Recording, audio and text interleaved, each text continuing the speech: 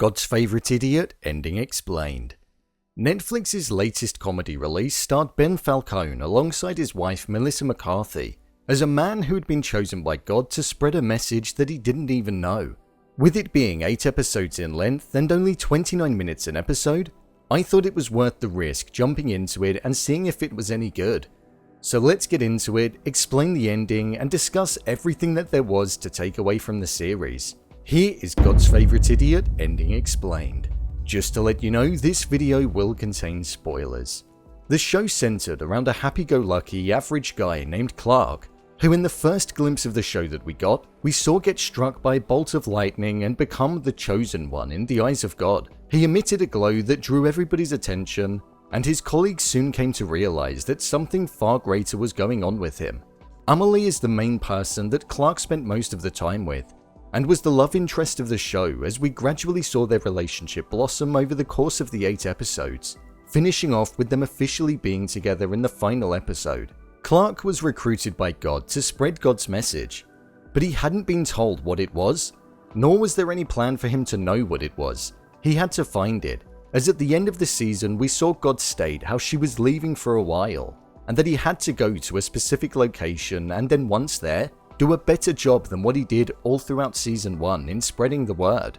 There was a battle going on throughout the entirety of the season between heaven and hell, where we had God, Shamuel, and all of the other archangels fighting the demons from hell, such as Satan, who we didn't really see fight in the battle, but had a personal vendetta against Clark for some reason.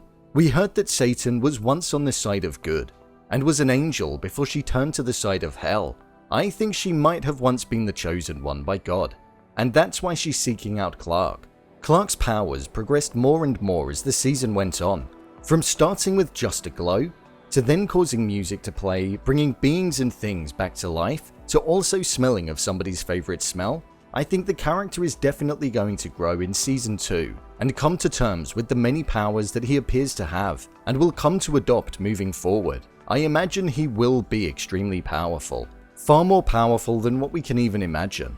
We saw his rival sign a contract in one of the final episodes, and I think this was him signing a deal with the devil, and will have repercussions moving forward.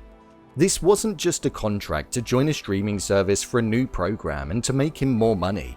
This was making him a member of hell. We saw this when he touched Clark after the deal was made, and he got the same reaction to what Satan did. It seems like a being from hell can't comfortably touch an angel or somebody from heaven. His whole life revolved around leading people and preaching God's word, and with him now being a part of the hell worshippers, I think it will likely get revealed in the next season and everything that he's built could potentially crumble. Satan had spent the entirety of the show trying to hunt down Clark and essentially kill him. However, after speaking with Wendy, we soon saw that she had the ability to look inside of Satan's heart and see what she truly desired, which was to be assisting in the battle between heaven and hell. This led her to flee, where I believe we'll see her go back and fight for her cause.